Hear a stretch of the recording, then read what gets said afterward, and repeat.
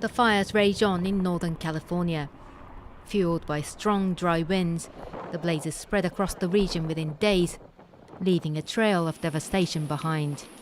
It was almost like a tornado with fire in it, and it came over the hill and it wiped out our house, it wiped out our next door neighbor's home.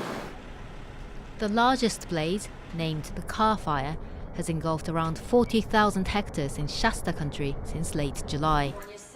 It has claimed several lives, including these two children who got trapped in a house with their great-grandmother. My little grandson on the phone, he's saying, "Grandpa, please, you got to come and help us. The fire's at the back door. Come and get us." I said, "I'm close by, son. I'm trying to get in there." I said, I'm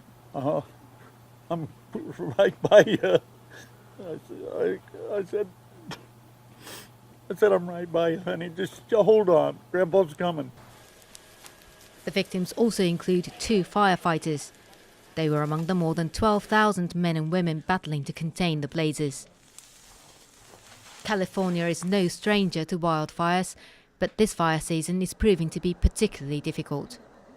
The difference with this fire is the winds have been very strong, and it's caused very erratic, very extreme fire behavior, very low humidities, single-digit humidities combined with those winds. Very rugged terrain up in this area has caused an extremely hard firefight. A state of emergency has been declared in several counties. President Trump and FEMA have granted California's request for direct federal assistance.